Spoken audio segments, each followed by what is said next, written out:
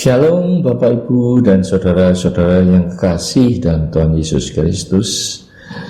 Marilah kita bersama-sama mempelajari firman lagi. Dan sebelumnya marilah kita datang ke hadirat Tuhan agar mendapatkan hikmat. Tuhan Allah Bapa kami yang ada di dalam kerajaan surga yang mulia, terima kasih ya Tuhan, kami selalu bersyukur atas kemurahan-Mu, atas kebaikan-Mu ya Tuhan, hari lepas hari. Demikian juga jika saat ini Engkau masih memberikan kesempatan kepada kami untuk mendengarkan firman-Mu. Ya Roh Kudus, urapi lidah dan bibir hamba-Mu ini, supaya hamba-Mu berkata-kata sesuai dengan isi hati Tuhan. Jadikan aku saluran hayat yang mengalir, meluber sampai pada pendengar firman ini, dan Roh Kudus bekerjalah Engkau menghidupkan roh-roh yang sekarat dan memberikan hikmat pada mereka untuk dapat mengerti dan melakukannya dalam kehidupan mereka sehari-hari. Terima kasih ya Tuhan, berbicaralah, kami siap untuk mendengarkan. Dalam nama Tuhan Yesus kami berdoa dan mengucap syukur. Amin. Saudara-saudara, kali ini mari kita belajar tentang iman yang rapuh.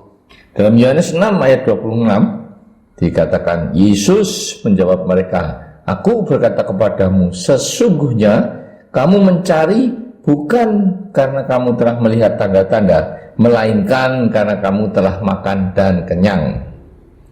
Saudara-saudara, iman zaman now sudah banyak yang bergeser ke arah berkat-berkat materialistik, karena memang tidaklah salah bahwa kebutuhan uang dan materi sangat diperlukan untuk dapat menunjang hidup yang nyaman. Tidak pusing memikirkan keuangan untuk biaya hidup, memimpikan rumah dan mobil yang mewah dan lain-lain. Minimal tidak hidup dalam kesulitan ekonomi.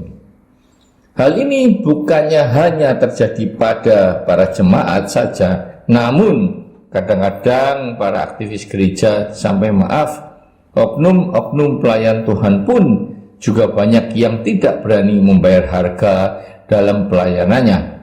Istilah kasarnya menjual khotbah, atau begitu hormat pada para donatur sampai tidak berani menegur jika mereka salah karena takut kalau ditinggalkan atau tidak memberikan dana lagi. Apakah akibatnya jika iman dibangun atas dasar materi maupun karena mujizat-mujizat kesembuhan? Sudahlah jelas imannya pasti rapuh, karena jika hidupnya lagi susah atau menderita, sakit menaun, maka mereka akan mempunyai paradigma, di manakah Tuhan? Mengapa doa-doaku tidak dijawab, apalagi dikabulkan? Padahal doanya tidak jauh-jauh dari mohon berkat, hidup sukses, dan lain-lain. Seputar itu saja. Apakah kita sadar bahwa ketika Yesus masih hidup, murid-muridnya hidup menderita? Bahkan ketika mengabarkan Injil, Yesus tidak memperbolehkan mereka untuk membawa bekal dalam perjalanan. Jangan membawa baju 2 helai, kasut atau tongkat, sebab seorang pekerja patut mendapat upahnya. Mereka hanya pergi dengan badan saja. Bahkan semua murid-murid Yesus menjadi martir, mati menderita seperti disalib, diseret kuda di bebatuan sampai mati, digodok hidup-hidup, dikuliti sampai mati, dan sebagainya. Apakah saat itu Yesus tidak dapat mengubah batu menjadi emas? Mengapa murid-murid itu hidupnya menderita? Bahkan Yesus sendiri tidak ada tempat untuk meletakkan kepalanya. Tetapi boleh kan jika aku minta hidupku pas-pasan saja? Pas mau makan enak di restoran mahal, pas uangnya ada. Pas mau bertamasya ke luar negeri, uangnya juga ada, pas ada. Mau beli mobil baru, uangnya pas ada juga. Inilah hidup yang pas-pasan, semuanya pas ada, sehingga semua keinginan dan kebutuhannya dapat dicapai. Ini hanyalah penggunaan istilah pas-pasan saja, padahal yang sebenarnya yang dicari adalah kehidupan yang nyaman. Saudara-saudara, bahkan Rasul Paulus yang dulunya sebagai anggota Sanhedrin dengan kedudukan jabatannya yang tinggi, dia pasti mendapatkan fasilitas-fasilitas yang baik bagi kehidupannya. Tetapi setelah dia bertobat dan dipakai Tuhan untuk mengkabarkan Injil, ternyata hidupnya penuh dengan penderitaan, didera, dilempari batu, terkatung-katung di tengah laut, di penjara, kelaparan dan sebagainya. Dia katakan bahwa semua hal-hal duniawi telah dia lepaskan dan dianggap sampah, tidak berguna, baunya busuk, supaya dia memperoleh Kristus, karena pengenalan akan Kristus Yesus lebih mulia daripada semuanya itu, dan mahkota kehidupan dijanjikan Allah kepada barang siapa yang mengasihi dia. Dalam Yohanes 6 ayat 27, bekerjalah bukan untuk makanan yang akan dapat binasa, melainkan untuk makanan yang bertahan sampai kepada hidup yang kekal, yang akan diberikan Anak Manusia kepadamu, sebab dialah yang disahkan oleh Bapa Allah dengan meterainya. Apakah makanan yang dapat binasa itu? Makanan yang dapat binasa itu tidak lain adalah jika Tuhannya adalah perut dan kemuliaannya adalah aib mereka, pikiran yang semata-mata tertuju pada perkara duniawi saja.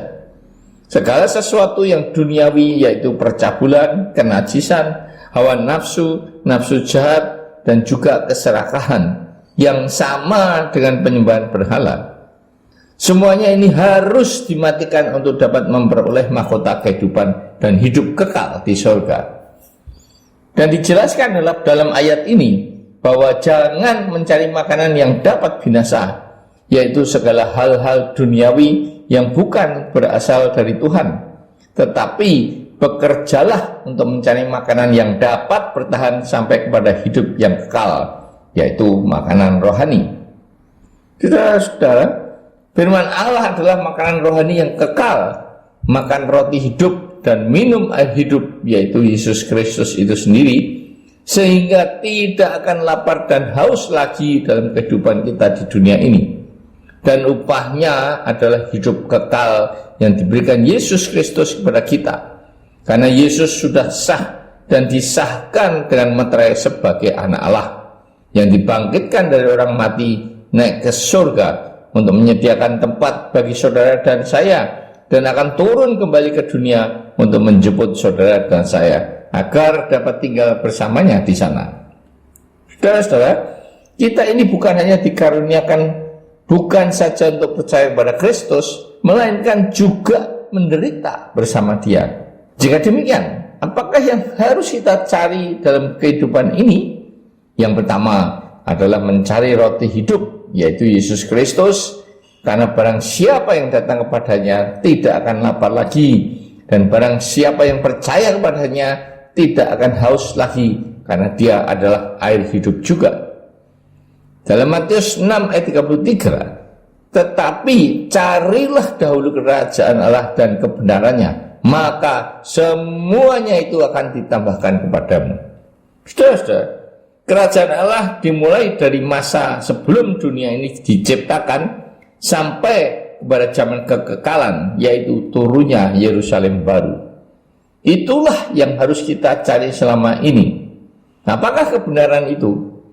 Firman Allah adalah kebenaran, dan Yesus juga jalan dan kebenaran dan hidup.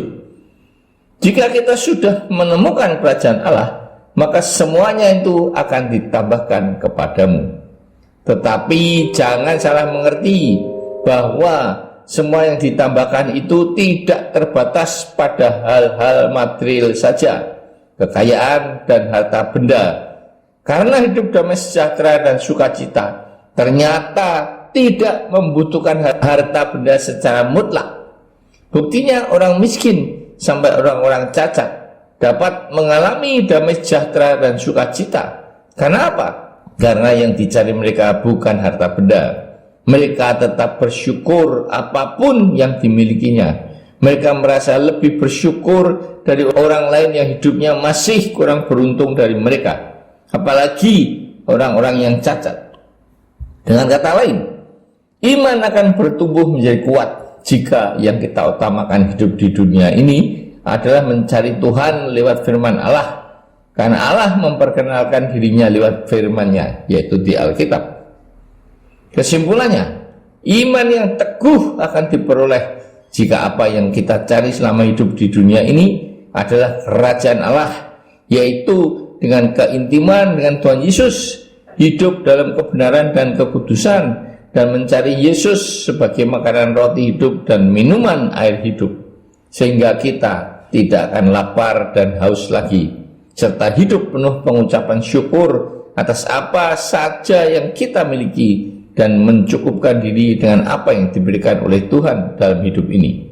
Apapun yang terjadi, baik dalam hidup berkelimpahan maupun sedang dalam kesengsaraan dan badai topan bagaikan ombak lautan yang bergulung-gulung, Allah telah mengajarkan pada kita untuk berkata, tenanglah jiwaku.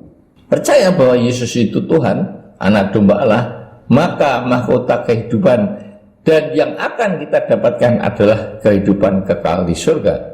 Ikut makan dalam pesta kawin perjamuan anak domba, di mana Yesus Kristus adalah sang mempelai pria dan kita adalah mempelai wanitanya.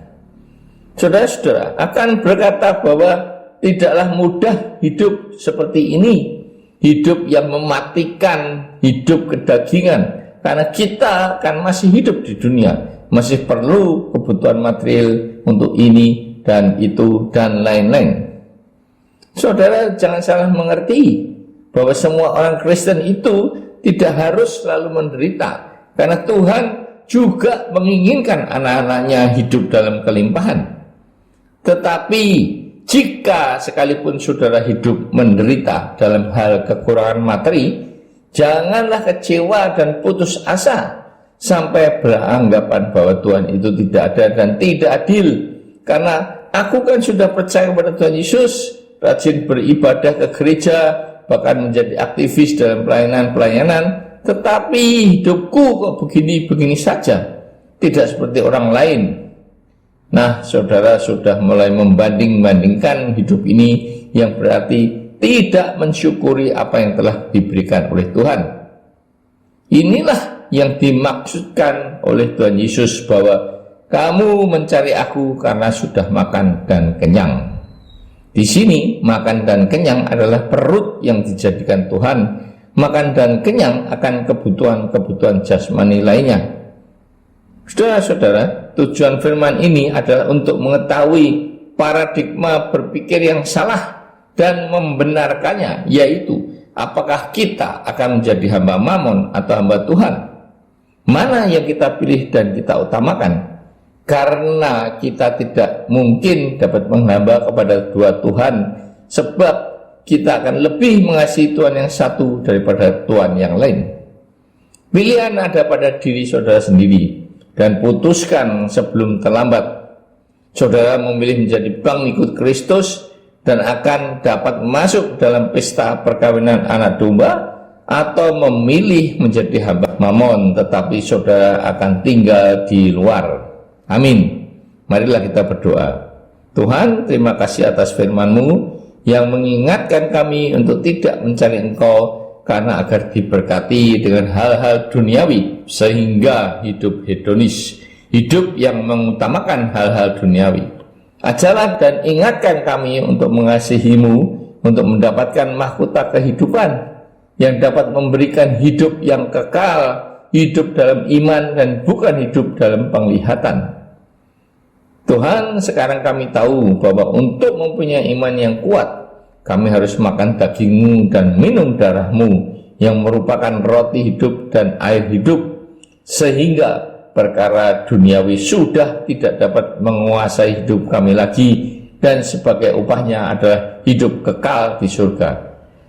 Tuhan, berkatilah mereka yang sedang dalam kesulitan, dan dengan mendengarkan firman-Mu ini, maka kesulitan-kesulitan itu tidak akan membuat imannya lemah, karena Engkau telah mengajarkan kami untuk berkata, tenanglah jiwaku. Apapun yang terjadi dalam kehidupan ini, apapun itu, baik hidup dalam kelimpahan maupun dalam kesengsaraan, karena itu Roh Kudus tetaplah bekerja, membimbing dan menguatkan anak-anak-Mu yang sedang lemah, dan bagi mereka yang sedang sakit, jamahlah mereka agar sembuh mulai dari sekarang sampai selama-lamanya. Amin.